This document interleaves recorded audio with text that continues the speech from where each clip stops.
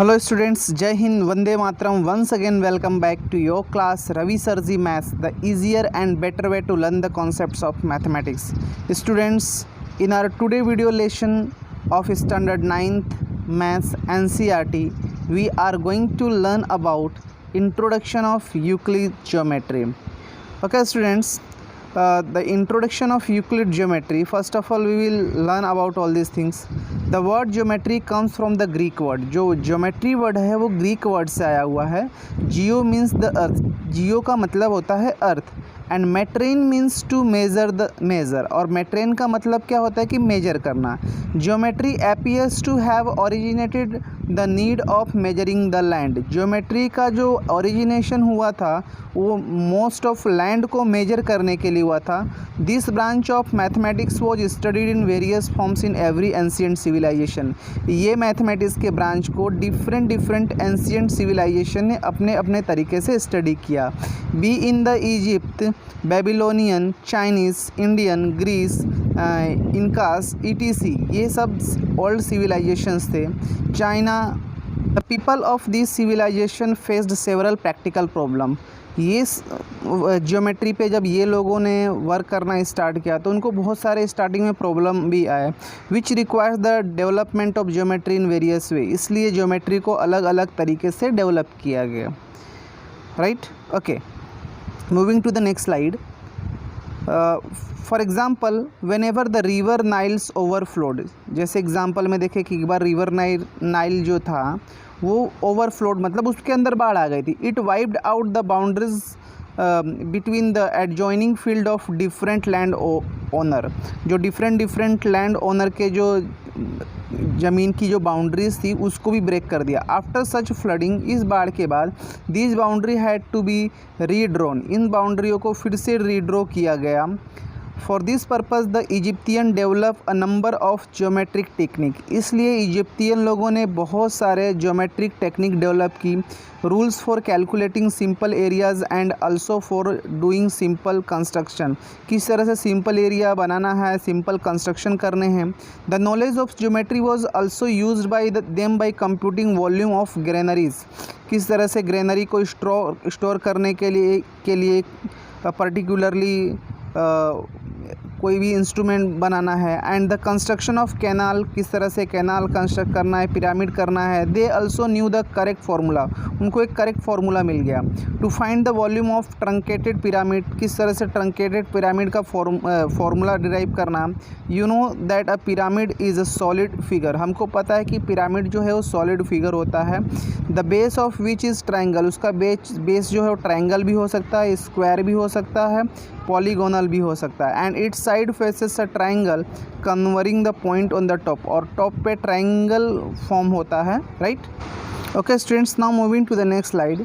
इन Indian subcontinent, जो Indian subcontinents Pakistan, Nepal, Sri Lanka, the excavation at Harappa और मोहनजोदड़ो के अंदर एक्सकेवेशन हुआ तो shows that Indus valley civilisation, उसमें से हमको इंडो वैली सिविलाइजेशन किस तरह से थी.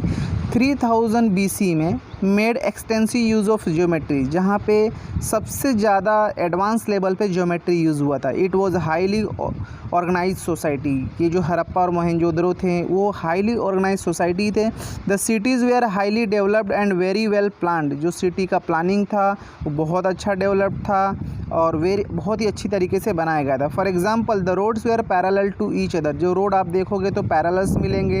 And there was an underground drainage system था. The house had many rooms of different type. वहाँ के घरों में बहुत सारे रूम होते थे और अलग अलग टाइप के होते थे. This shows that the town developers were skilled and mensurations and practical arithmetic. जो टाउन बनाने वाले थे उनके पास मेंसुरेशन की प्रैक्टिकल नॉलेज भी थी. The bricks use in construction of kiln fired and ratio with the breadth thickness was found 4:2:1. जो ब्रिक्स की साइज थी वो 4:2:1 हुआ करती थी. Okay, now moving to the next slide. In ancient India the Shulba Sutra, ancient India के अंदर शुल्ब सूत्र जो 800 BC to 500 BC था, where manual of geometrical construction, जो जहाँ पे जो ज्योमेट्रिकल कंस्ट्रक्शन थे वो मैनुअल थे। The geometry of the Vedic period originated with the construction of altars. जो हमारे वैदिक पीरियड में ज्योमेट्री का कंस्ट्रक्शन था वो अल्टार्स से था। And fire place of the performing Vedic rites थे। The local of the sacred fire had be in according to the clearly laid down the instructions about their shape and areas। जो fire places थे वो generally अलग अलग area में अलग अलग shape में हुआ करते थे। If they were to be effective instrument, square circular altars were use for household rituals. Household rituals के लिए स्क्वायर सर्कुलर शेप यूज़ होता था। While altars were whose shapes were combination of rectangle. Altars के अंदर rectangles भी आ सकता है, triangle भी आ सकता है, ट्रेपेजियम भी हो सकता है। Where required for public worship के लिए। Shriyantra consist of 9 interwoven triangles होते हैं। These triangles are arrange in such a way that ये ट्रायंगल इस तरह से अरेंज होते हैं कि उसके अंदर 43 सब्सिडरी ट्रायंगल भी मिलते हैं। Those accurate geometry methods were used for the construction of altars and principle behind them वे आर नॉट डिस्कस। ये सारी चीज़ों को डिस्कस नहीं किया गया है। Okay, these simple example shows that the geometry was being developed and applied everywhere। ये बताता है कि ज्योमेट्री का हर जगह यूज़ हुआ है पूरे वर्ल्ड में, but this was happening in unsystematic manner. लेकिन ये कोई तरीके से नहीं हुआ। What is interesting about this development of geometry in the ancient world is they were passed from one generation to next generation. ये जो एंशियंट टाइम से आज की जनरेशन में ज्योमेट्री पास हुआ वो किस तरह से हुआ? आइदर ओरली, या फिर ओरली हुआ, या थ्रू पाम, किसी पत्ते पर, किसी लीफ पर, किसी भी पर्टिकुलरली जगह पे मैसेज कर दिया जाता, और by other way. Also we find that in some civilisation के अंदर, जैसे बेबीलोनियन ले लो, geometry remained very practical oriented discipline. Geometry को बहुत ही प्रैक्टिकल डिसिप्लिन माना जाता है। As was case in India and Rome. इसी तरह इंडिया और रोम में the geometry developed by Egyptian mainly consist of the statement of the result. जो इजिप्ट के अंदर जो ज्योमेट्री का कंसिस्टेड है वो स्टेटमेंट के फॉर्म में है या रिजल्ट के फॉर्म में है। There were no general rules for procedure. कोई प्रोसीजर नहीं है, कोई रूल्स नहीं है। In fact Babylonian and Egyptian use geometry mostly for practical purpose. Babylonian और इजिप्टियन लोग जो ज्योमेट्री यूज़ करते थे वो प्रैक्टिकल पर्पस के लिए। And did very little to develop as a systematic science. और उसके अंदर कुछ ज़्यादा डेवलपमेंट नहीं किए साइंस के तरीके से। But in the civilisations like Greece के अंदर emphasis was and reasoning behind why certain construction work. But Greek के अंदर जो ज्योमेट्री का कंस्ट्रक्शन हुआ उसका रीजन भी दिया गया। The Greek were interested in establishing truth of statement. जो ग्रीक लोगों ने ज्योमेट्री दिया, जो भी स्टेटमेंट था उसका एक ट्रूथनेस वैल्यू भी उन्होंने फाइंड किया कि कितने हद तक ये ज्योमेट्री का स्टेटमेंट करेक्ट है, right. Now moving to the next slide. A Greek mathematician Thales is credited with the giving the first known proofs. जो सबसे पहले ज्योमेट्री के नॉन प्रूफ्स दिया था वो ग्रीक मैथमेटिशियन थेल्स थे। This proof was of statement that circle. उन्होंने बताया था कि सर्कल जो है bisected by its diameter. Circle को अगर बाइसेक्ट करना है तो डायमीटर ड्रॉ कर दो। One of Thales most famous pupils जो थे वो पाइथागोरस थे, हु हैड हर्ड अबाउट। जिन्होंने इसके बारे में आप जानते ही होंगे। Pythagoras and his group discovered many geometric practice property. Pythagoras और उनकी जो फॉलोवर्स थे, वॉलंटियर्स थे, उन्होंने मिलकर बहुत सारे ज्योमेट्री के प्रॉपर्टी डेवलप की, थियरी डेवलप की। This process continue till 300 BC। ये प्रोसेस 300 BC तक कंटिन्यू रहा। At the time Euclid teacher of mathematicians Alexandria. ये उस टाइम पे नेम एक यूक्लिड मैथमेटिशियन थे, who was a teacher of mathematics से। Collected all the known proof arrange in the famous treatise, जिसको book बोला गया। उन्होंने सारे जो स्टेटमेंट थे, प्रूफ थे, उनको कलेक्ट किया और एक बुक बनाई, एक ट्रीटीज़ बनाई। उस ट्रीटीज़ को क्या बोला गया? बुक बोला गया, right. Chapters is called a book, these books influence the whole world understanding of geometry. ये बुक से पूरे वर्ल्ड ने ज्योमेट्री को अच्छे से स्टडी किया। In this chapter we shall discuss Euclid approach, हम ये चैप्टर में यूक्लिड के जो अप्रोचेस हैं उसके बारे में डिस्कस करेंगे to geometry and shall try to link with the present day geometry, और उस प्रीवियस जो एंशियंट टाइम की ज्योमेट्री को आज के मॉडर्न ज्योमेट्री से हम क्या करेंगे, लिंक करेंगे। Okay students, now moving to the next slide. Euclid definitions, axiom and postulates. The Greek mathematician of Euclid's time thought of geometry was an abstract model. Euclid के time पे geometry का जो thinking था वो एक abstract model था पूरी दुनिया भर के लिए, इन विच दे लिव्ड, जहाँ पे हम रहते हैं। The notion of the point, जैसे कि पॉइंट्स है, लाइन है, प्लेन है, or surface and so on were deprived from what was seen around them. जो भी है इन सब के बारे में हमको नहीं उतना पता था।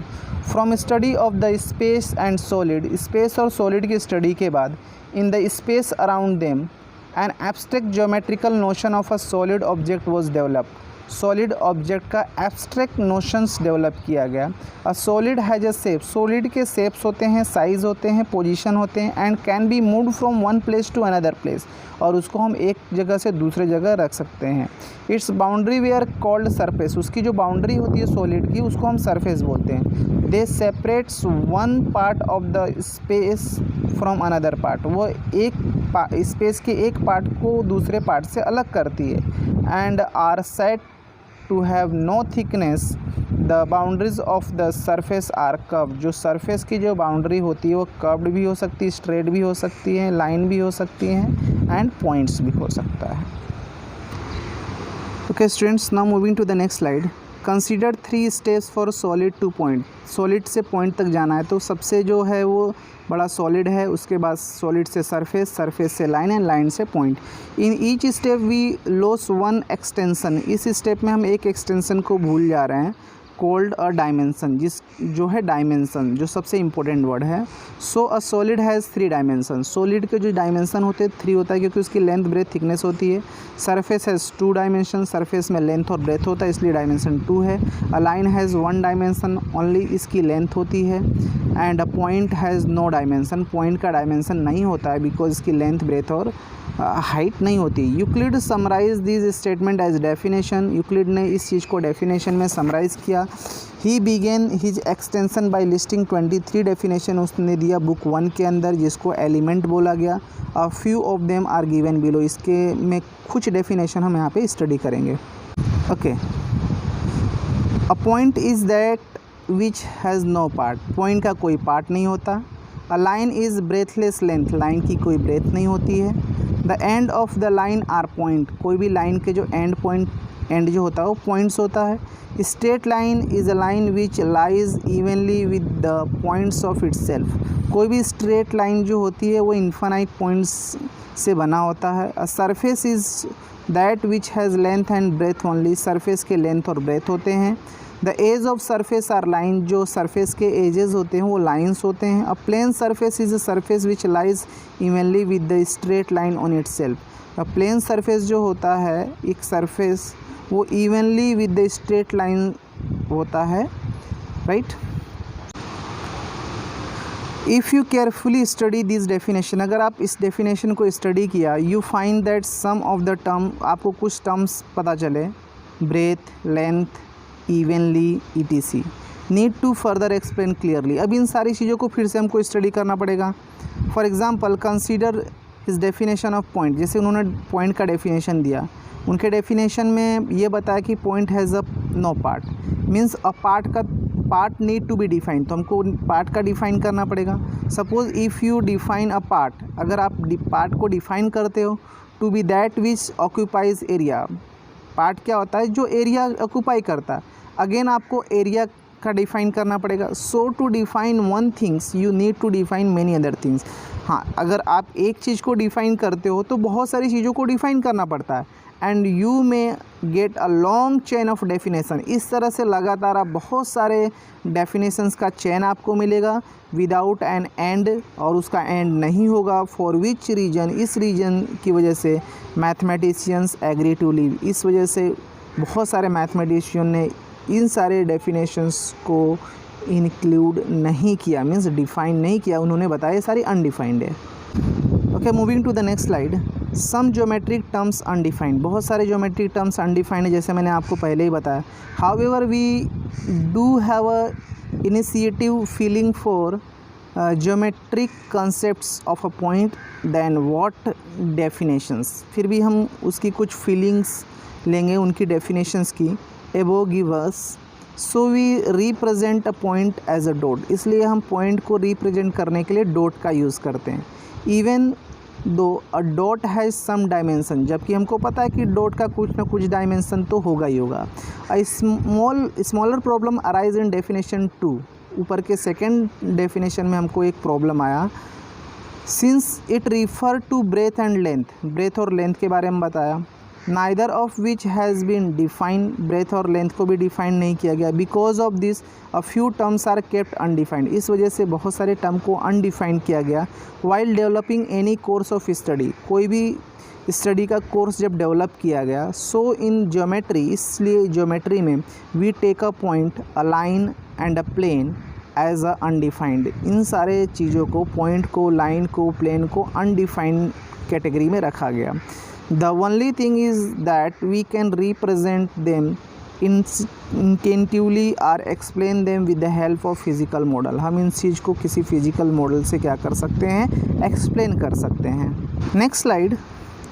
Starting with his definition, Euclid assume certain property, कोई भी डेफिनेशन को स्टार्ट करने से पहले यूक्लिड कुछ प्रॉपर्टीज़ को ध्यान में रखते थे, which were not be proved, जो प्रूव्ड नहीं है। These assumptions are actually obvious universal truth, जिसको यूनिवर्सल ट्रूथ बोला गया। He divided them into 2 types, उन सारी चीज़ों को उन्होंने 2 टाइप में डिवाइड किया, एक्सियोम्स एंड पोस्टुलेट्स में। He use the term postulates for assumptions that were specific to geometry, उन्होंने पोस्टुलेट्स को क्या बताया कि एक टाइप का एजम्पशन है, ज्योमेट्री के अंदर एक स्पेशल टाइप का एजम्पशन है। कॉमन नोशंस, जिसको कॉमन नोशन बोला गया, उसको एक्सियोम्स भी बोलते हैं। On the other hand were assumptions used throughout mathematics, assumption लगातार मैथमेटिक्स में यूज़ होता रहा, not specifically link to the geometry, हर जगह एजम्पशन यूज़ होता रहा, राइट, मात्र ज्योमेट्री में ही नहीं। For detail about axioms postulates refer करते हैं हम appendix 1। Some of Euclid's axioms not in his order, और किसी ऑर्डर में नहीं है, are given below, right. Okay, things which are equal to the same things are equal to another things, अगर दो चीज़ें तीसरे चीज़ के इक्वल है तो पहला चीज़ और दूसरा जो ऑब्जेक्ट होगा इक्वल होगा। जैसे ए बी के इक्वल है और बी सी के इक्वल है तो ए और सी क्या होगा, इक्वल होगा। If equals are added to the equals the whole are equal, अगर 2 इक्वल चीज़ों में इक्वल ऐड करोगे तो टोटल क्या होगा, इक्वल होगा। If equals are subtracted from the equals remained are equal, अगर 2 इक्वल चीज़ें हैं और दोनों में से इक्वल सब्ट्रैक्ट करोगे, जो मिलने वाला जो ऑब्जेक्ट होगा वो भी क्या होगा, इक्वल होगा। Things which are coincide with one another things are equal to one another things, अगर एक चीज़ के अंदर दूसरा चीज़ जाता है तो दूसरे चीज़ के अंदर पहला चीज़ जाएगा तो दोनों क्या होंगे, इक्वल होंगे। The whole is greater than the part, जो बड़ी चीज़ होती है उसके पार्ट से वो ज़्यादा ही होता है। Things which are double of same things are equal to one another things, अगर 2 चीज़ इक्वल है और दोनों को डबल करो तो दोनों चीज़ें क्या होंगी, इक्वल हो जाएंगी। Which things which are half of the same things are equal to another things, अगर 2 ऑब्जेक्ट हैं दोनों को हाफ करो तो दोनों का हाफ क्या होगा, वो इक्वल होगा।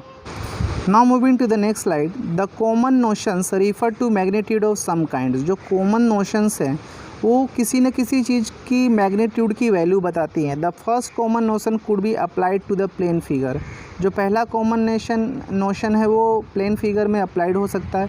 For example, if an area of triangle equals the area of rectangle then the area of rectangle equal to the that of square then the area of triangle also equal to the area of square. यहाँ पे बताया कि अगर area of triangle वो area of rectangle के equal है और area of rectangle square के इक्वल है तो स्क्वायर का एरिया और ट्रायंगल का एरिया क्या होगा, इक्वल होगा, right. Magnitude of same kinds can be compared and added but magnitude of different kind can't be compared, अगर 2 चीज़ें एक जैसी हैं तो उसके अंदर ऐड करके आप कंपेयर कर सकते हो या सब्ट्रैक्ट करके कंपेयर कर सकते हो, बट दो चीज़ें इक्वल नहीं है तो ऐड करके या सब्ट्रैक्ट करके आप कंपेयर नहीं कर सकते हो। For example, a line can't be added to be a rectangle nor can be angle be compare to the pentagon. जैसे कि रेक्टेंगल को आप पेंटागन से कंपेयर नहीं कर सकते हैं। Now moving to the next slide, the fourth axioms above seem to say that if two things are identical, fourth axiom ये बता रहा है कि अगर दो चीज़ें इक्वल हैं, that is they are same, then they are equal. in another word everything is equal itself. अगर दो चीज़ें इक्वल हैं तो उसका हाफ करो या सब्ट्रैक्ट करो या ऐड करो तो वो इक्वल होगी. It is justification of principle of superpositions. Axiom 5 gives the definition of greater than. जो एक्सियम 5 है वो ग्रेटर देन का डेफिनेशन देता है. For example, if quantity of B a part of another quantity A, then A can be written as sum of B and sum of third quantity. Right, जैसे कि अगर suppose करो कि ए जो है उसका बी और सी दोनों पार्ट हैं, तो बी और सी को आप ऐड करोगे तो ऑब्वियसली आपको क्या फाइंड आउट हो जाएगा, ए फाइंड आउट हो जाएगा. Now moving to the next slide. Now let us discuss Euclid's 5 postulates के बारे में हम लोग डिस्कस करेंगे. पोस्टुलेट्स 1 क्या बताता है, स्ट्रेट लाइन में be drawn from any one point two any other point. अगर आपको स्ट्रेट लाइन ड्रॉ करना है तो एटलीस्ट 2 पॉइंट्स होना चाहिए, तो एक पॉइंट से आप दूसरे पॉइंट तक स्ट्रेट लाइन ड्रॉ कर सकते हो. Note that this postulate tell us that at least one straight line passes through 2 distinct point. आपको पता होना चाहिए कि ये जो पोस्टुलेट ये बताता है कि एक स्ट्रेट लाइन पास करने के लिए एटलीस्ट 2 पॉइंट्स होना चाहिए, but it does not say that there can't be more than one such a line. Right, तो ये नहीं बताता कि 2 पॉइंट से एक से ज़्यादा लाइन पास नहीं हो सकता. However in this work Euclid has frequently assumed without mentioning that there is a unique line joining 2 distinct point. तो यहाँ पे यूक्लिड ने बताया कि 2 अगर पॉइंट को आप ज्वाइन करोगे तो एक यूनिक लाइन मिलेगा. We state this result in the form of axioms. तो हम इस चीज़ को, ये रिजल्ट को एक्सियोम के फॉर्म में यूज़ कर सकते हैं. Axiom 5.1 given 2 distinct point there is a unique line that passes through them. तो Axiom 5.1 बताता है कि 2 distinct point से एक लाइन पास हो सकती है. Now moving to the next slide. How many lines passing through P also pass through Q, right? तो P से कितने लाइन पास होंगे, Q से कितने लाइन पास होंगे. Only one that a line PQ. तो पी क्यू एक ही लाइन है. How many lines passes through the Q, only through P only one, that is line P Q. Thus statement above is self evident and so it can be an axiom.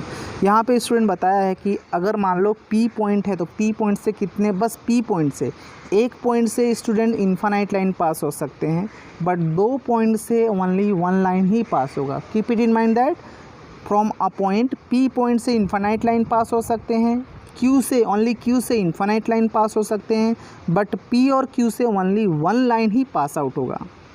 Okay, the next slide is postulate 2.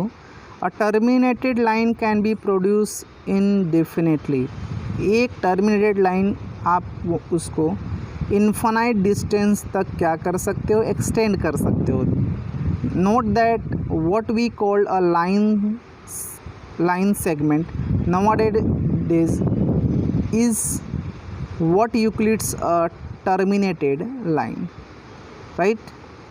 आज हम nowadays में उस terminated line को line segment बोलते हैं, जबकि Euclid के time पे उस लाइन को terminated line बोला जाता था.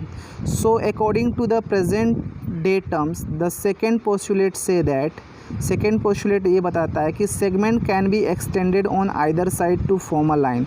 तो लाइन सेगमेंट को आप दोनों साइड एक्सटेंड करोगे तो वो क्या बनेगा, लाइन बनेगा. The next slide is postulate number 3. A circle can be drawn with any centre and any radius. कोई भी सर्कल को आपको एक पॉइंट और पर्टिकुलरली कोई भी रेडियस से ड्रॉ कर सकते हो. Postulate number 4. All right angles are equal to one another. सारे जो राइट एंगल्स होते हैं वो एक दूसरे के इक्वल होते हैं. Postulate 5. If a straight line falling on 2 straight line. अगर एक स्ट्रेट लाइन दो स्ट्रेट लाइन पे फॉल्स होता है, मेक्स इंटीरियर एंगल बनता है, right. And angle on the same side, और एक सेम साइड पे जो इंटीरियर एंगल बनते हैं of it taken together less than 2 right angle, अगर आप उसको साथ में लोगे तो वो 2 राइट एंगल से कम होगा। 2 right angle means right angle add करोगे तो 180, और 2 राइट एंगल्स मीन्स 180 से कम होगा। Then 2 straight line if produce infinitely, अगर ये 2 स्ट्रेट लाइन को अगर आप एक्सटेंड करोगे तो वो फ्यूचर में जाकर एक बार मिलेंगे, right. On that side on which some of the angle is less than और 2 राइट एंगल, जिस साइड जो एंगल्स होंगे वो 2 राइट एंगल से सम जो होंगे वो लेस होंगे, right. Let's move to the next slide.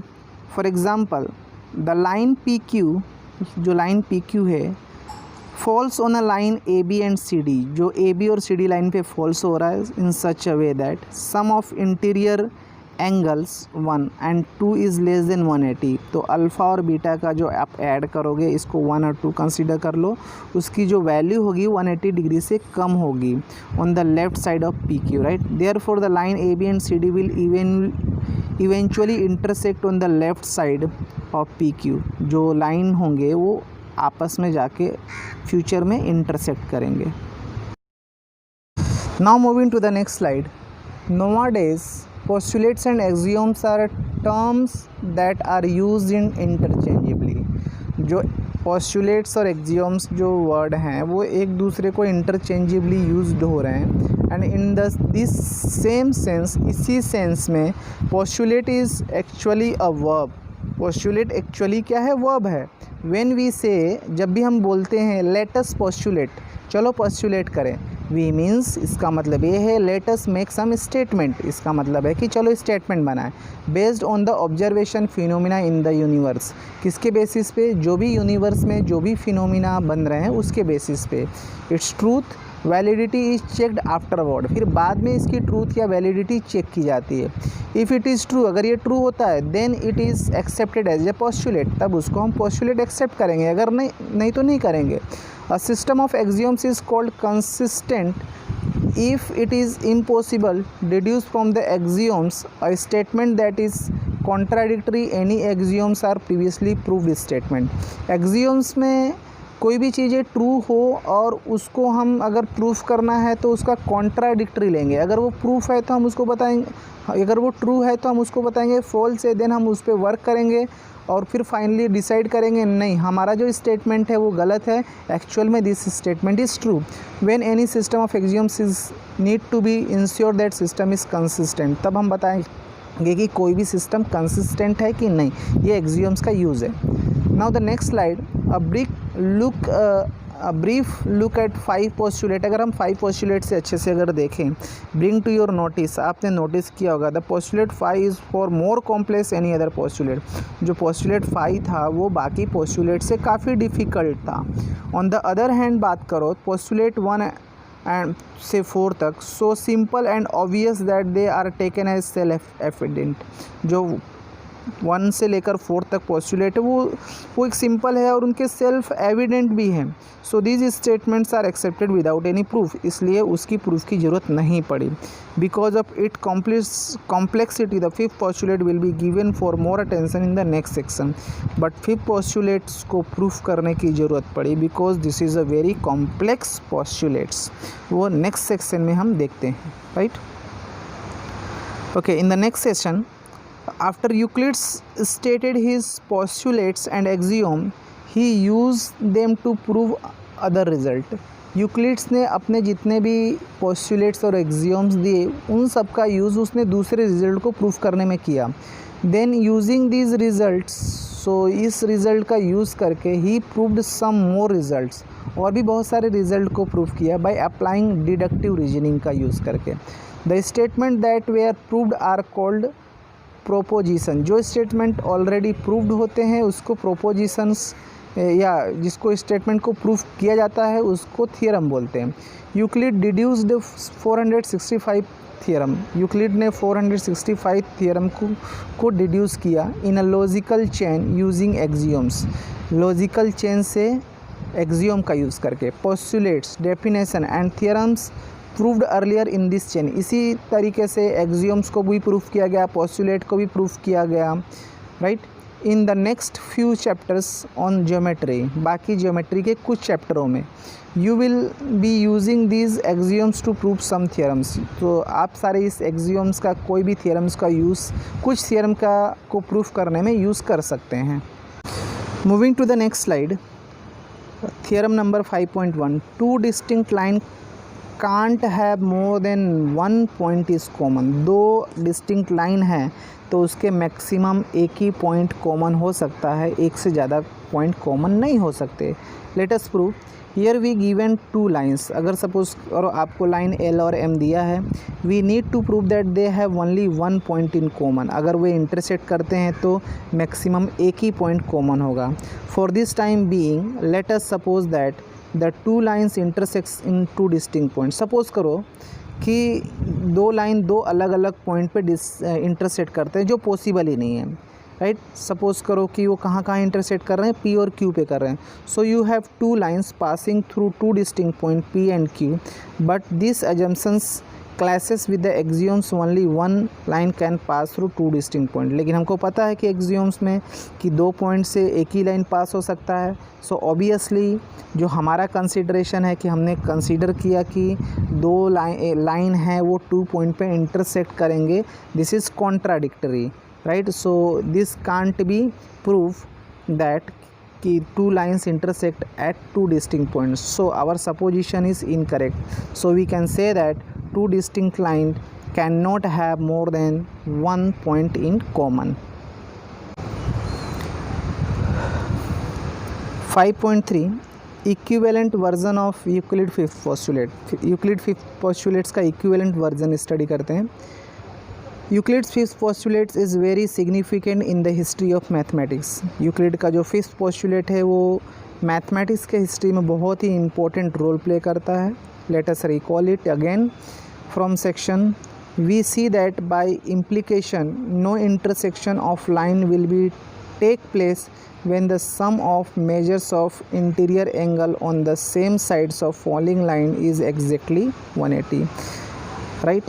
अगर दो लाइंस हैं, अगर कोई उसके ऊपर कोई थर्ड लाइन पास होता है तो अगर इंटीरियर एंगल 180 होगा तो वो लाइन मीट नहीं करेगा। कब मीट करेगा? जब interior angle sum of interior angle 180 से कम हो। There are several equivalent version of this postulate. ये पोस्टुलेट के बहुत सारे इक्विवेलेंट वर्जन हैं। On one of them is Playfair axioms, जिसमें से प्लेफेयर एक्सियोम्स की बात करेंगे, given by Scottish mathematician John Playfair 1729 में दिया था। ओके, सो उन्होंने क्या बताया था? For every line L and for every point P not lying on one, right, there exists a unique line M passing through the point P and parallel to L. Figure में देख सकते हो, you can see that of all the lines passing through the point P, जितने भी point line पास हो रहे हैं वो सिंगल पॉइंट P से, only the line M is parallel to line L, जबकि L और M क्या है? पैरेलल लाइन्स हैं। This result can also be stated in the following form. इसको दूसरे वर्ड में भी बता सकते हो कि two distinct intersecting line can't be parallel to the same line. अगर दो इंटरसेक्टिंग लाइन है तो वो जिस लाइन को इंटरसेक्ट करते हैं वो पैरेलल नहीं हो सकते हैं। Again, two distinct intersecting line can't be parallel to the same line. Euclid did not require his fifth postulate to prove. Euclid को उनके फिफ्थ पोस्टुलेट को प्रूव करने की ज़रूरत नहीं पड़ी। इन 28 थियरम्स में मेनी मैथमेटिशियन, बहुत सारे ऐसे मैथमेटिशियंस थे, इंक्लूडिंग हिम, उनको भी इंक्लूड करके, they are convinced that the fifth postulate is actually a theorem. उन्होंने बताया कि फिफ्थ पोस्टुलेट है, एक टाइप का थियरम है, that can't be proved using just first 4 postulate, जो स्टार्टिंग के 4 पोस्टुलेट्स का यूज़ करके प्रूफ नहीं किया जा सकता, एंड अदर एक्सियोम्स, बाकी के कोई एक्सियोम्स का। However all the attempts to prove the fifth postulate as a theorem have failed. इसलिए फिफ्थ पोस्टुलेट को प्रूफ करने के एज ए थियरम है उसको प्रूफ करने के जितने भी अटेम्प्ट्स किए गए सारे फेल हुए। But these effort have a lead to a great achievement. But ये जो एफर्ट हुए प्रूफ करने के लिए, इससे हम मैथमेटिशियंस को बहुत सारे अचीवमेंट्स मिले। The creation of several other geometry, उससे उन्होंने बहुत सारे ज्योमेट्री का क्रिएशन किया। These geometries are quite different from Euclidean geometry, और ये जो ज्योमेट्री थे वो यूक्लिडियन ज्योमेट्री से काफ़ी अलग थे। They are called non Euclidean geometry, और इस तरह से जो ज्योमेट्री फॉर्म्ड हुआ उसको नॉन यूक्लिडियन ज्योमेट्री बोला गया। Their creation is considered as a landmark of the history throughout. ये इस टाइप के क्रिएशंस को ज्योमेट्री के हिस्ट्री में एक लैंडमार्क माना गया, because till then every one had a believe in Euclid, क्योंकि तब तक सब लोग यूक्लिड की ज्योमेट्री में ही बिलीव करते थे। Was only geometry and the world itself was Euclidean. तब तक यूक्लिडियन की ज्योमेट्री को, पूरे वर्ल्ड में यूक्लिडियन के ज्योमेट्री को ही माना जाता था। Now the geometry of the universe we live in has been shown to non Euclidean geometry. लेकिन अब हम जिस वर्ल्ड में रह रहे हैं और जिस ज्योमेट्री का यूज़ हो रहा है इस वर्ल्ड में, वो सारे नॉन यूक्लिडियन ज्योमेट्री है। In fact it is called spherical geometry. Actual में इस पूरे ज्योमेट्री को स्फेरिकल ज्योमेट्री बोला जाता है। In special geometry lines are not straight. Special type के ज्योमेट्री के अंदर लाइंस जो होते हैं वो स्ट्रेट नहीं होते हैं। They are part of great circle, वो किसी ग्रेट सर्कल के पार्ट हो सकते हैं। Circle obtain by the intersection of sphere and plane through a centre of the sphere, right. Circle जो है वो इंटरसेक्शन ऑफ स्फीयर और प्लेन का इंटरसेक्शन करने पे ऑब्टेन हुआ through the centre of sphere, और स्फीयर के सेंटर से। इन फिगर में आप देख सकते हो कि the line A N and B N which are part of the great circle of a sphere are perpendicular to same line, जो ए बी के परपेंडिकुलर है, but they are meeting to each other, लेकिन वे मिल भी रहे हैं, right. Through the sum of the angle on the same sides line A B not less than the two right angle. जो A B के एक साइड जो एंगल बनता है वो दूसरे दो एंगल के सम के इक्वल होता है, right. For example 90 + 90 180। Also note that the sum of the angle of the triangle N A B का जो एंगल्स होगा सम करोगे the greater than 180, as angle A + B is 180। Thus Euclidean geometry is valid only for the figure in the plane. तो इस तरह से हम बोल सकते हैं कि यूक्लिडियन ज्योमेट्री प्लेन फिगर के लिए वैलिड है, कर्व फिगर के लिए वैलिड नहीं है। Students, here we are completing today's video lesson. Here is the memory map of this chapter through which you can summarize whole this chapter. I hope you have understood this video lesson. Thank you so much for watching this video lesson once again.